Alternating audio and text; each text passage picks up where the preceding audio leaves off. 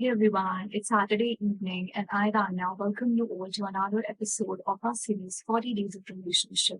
In our today's episode, we are going to learn it all starts in the mind. In the famous, or I should say, world famous book, The Secret, Rhonda Byrne, she has proved this that all the universe it works upon the law of attraction. What you think, what you process over here, that only you attract.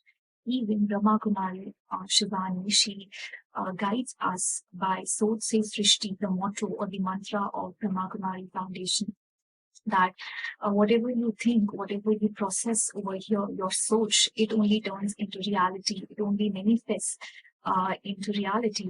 Whatever we think, that's why people generally they say think before you think, because it's only our thinking, it's only our thoughts which ultimately process into the reality, into the world which we are living in.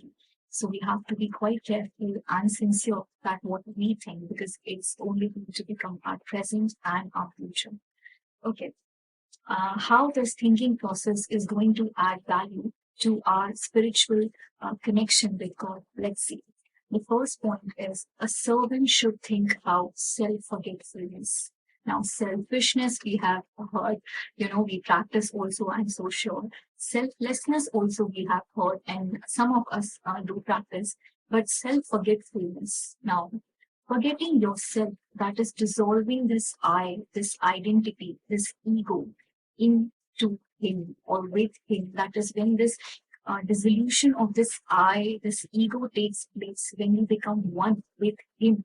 Then the forgetfulness of this I, it helps us to be much more thoughtful about others. So our forgetfulness is making us thoughtful about the needs, about the demands of other people, because the time we are thinking about our own self, our own needs, this self, then till that time we cannot think about him nor his ego. So when you forget your own self, that is the time you start your connection with him. I would like to give one beautiful line over here, that is, don't think less of yourself, just think about yourself less. That's what Jesus guides us. You there is no need to think less of yourself, but think of yourself less.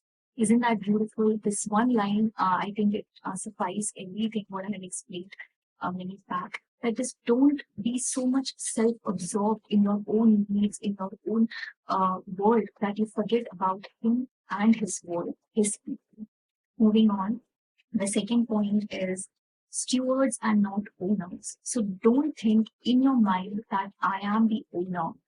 We can never be the owners of the planet Earth. We have been entrusted with the resources, and we have been made the custodians of the planet Earth. The entire planet Earth, God has entrusted to us that take care of it. And in the end, there will be audit which is going to take place, and we will be made accountable to answer that how poorly or how nicely we have utilized the resources, the facilities, the comforts, the luxuries on this planet Earth in his service and to serve his people. So we will be made to answer this question, and he also says that not only in the end, the audit is going to take place, and I'm going to ask you the question how you have taken care of this planet Earth, which I have entrusted to you, made you custodians of, but also if you cannot be entrusted with the worldly or material riches of the planet Earth, I can never trust you with the spiritual riches I have at my home, at the humble abode of God. So if you cannot, behave properly on the planet Earth, if we cannot utilize the resources provided to us on the planet Earth, how do we think He's going to trust us with the riches and the resources He has in the spiritual world? This is just a shadow, the world which we live in. It is just the shadow of the spiritual world. The real world or the real journey is up there, but we got to behave very nicely, very mindfully, and very sensibly. Then only we can be trusted over there. Okay, moving to the next point. Three C's we should not think, or I should say, these three C's should not be there in the dictionary of a true and a real soul: competition, comparison, and criticization. You we are all the part or all the team members of Team God. We all are serving for the same team, that is Team God. Then why to compete with each other? Why to criticize each other? Why to get into comparison with each other? God says that you all are the team members of the same team, Team God. Then why to get into comparison? We all have been made very unique differently. We got to utilize that uniqueness of each other to move ahead in life instead of getting into petty competition with each other. I want to read 2, 3 lines what Jesus guides us in this particular matter. Jesus says, who are we to evaluate, analyze, compete, and compare? Because we all are servants of God. Rather, in the end, in the final evaluation, he is going to analyze and evaluate our performance. It's his job, not ours. Very beautiful. We all are servants of God. We are not servants of each other. We are not here to serve each other, to fulfill each other's demands. We are here to fulfill the need and the demands of God. So we are not serving each other. Sure, we are serving in the sense we all are serving the people of God. We are all helping out each other. But in a what I mean to say that we are not servants to each other. We are not accountable to each other. He is the supreme Lord. He is our master. We all are servants. We all will be made responsible, accountable to him in the end. He is going to do our performance evaluation. So we should not judge. We should not compare. We should not get into competition with each other. I'm not here to evaluate your performance. It's his job, not mine. So avoid these 3 C's when not thinking anything related to God. Okay. And remember, we are on the same team, Team God. Okay, don't get into comparison. Fourth point is insecurity. Now, God says the moment in our mind insecurity or the seed of insecurity gets in, the very moment we are out of service. We need repair and maintenance. We need to get our car parked into some good workshop and we need to get repaired. That is why he says true servants are only the one who are very confident, who are very sure. That is, they have sense of security in them. They are not fearful of anything. Okay, so I'm going to tell you something here which is somewhat in contradiction with that first point, that is lose yourself, lose your I and identity. In this point, I'm going to tell you, hold that identity. Why? See, that identity you got to lose to become one with God, to think more about other people, to forget your own self. This identity is making you more confident, is giving you that assurance, that sense of security that I am who I am. I don't think about other people. I don't think about what other people's opinion is about me, how they think about me. I am rid of all the pride, pretension. I am not here to fake. I am here to be real. So when you hold that identity of yours that I belong to the God and nobody else in this world, this is my identity. So when you are sure with this kind of identity that I am answerable to him and only to him, he is my master, he is my Lord. With that sense of confidence and identity in you, you become very much secure in your service to God. So this identity is giving us the confidence that yes, I am here because God has created me. I am here because I am supposed to fulfill my special assignment.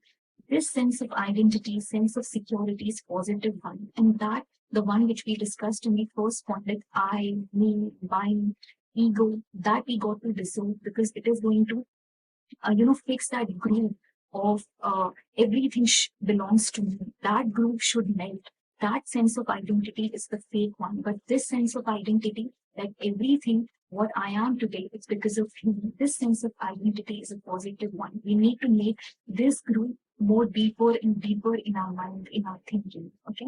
So I think you'll be able to differentiate between that first point where we have got to lose our identity and this point where we need to be fixed in this identity. Okay. So the fifth point is about the unconditional, unfathomable love which he has in his heart for us and which we have in our heart for him.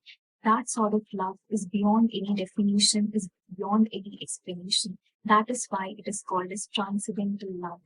And if you can harbor that sort of love in your heart for Him, because He already has, then you are on the path of transcendental spiritualism or transcendental service of God. We should not wait for any obligation upon us, any compulsion upon us, or an opportunity to knock on our door to serve Him. The love which we should have in our heart, it should be unconditional, it should be unfathomable. Sometimes it becomes really difficult to harbor that kind of love because of the hatred, because of the war, because of the conflict around us. But just think in your mind, He forgives us each and every day. He knows everything, what all activities we are undertaking. Still, He forgives us. Why? Have you ever given a thought about it? Because He has this kind of unfathomable, the love which is beyond any explanation for us. It gives Him the strength to forgive us every day. So why don't we can harbor the same love in our heart with which we can serve Him each day, forgetting all our sufferings, all our pain and grief, because we should know that His love is unconditional, so should be ours. I think this sort of transcendental love is very difficult, first of all, to understand and then to have in our heart. But there would be one day where we can, reach to that stage of transcendence where we can understand the true definition of love, which God understands from the very beginning of the time. And He wants us also to understand that true definition of love. And with that, we have come to the thought of the day. Albert Schweitzer said, the only really happy people are those who have learned how to serve happily. Yes, it all starts in the mind, but the moment we learn on the basis of our thinking, on the basis of the love, that we got to serve God happily, joyfully, that is the moment we are truly happy. On that note, keep believing, keep having faith, always try to be happy in life, stay happy anyway, be kind anyway, do good anyway.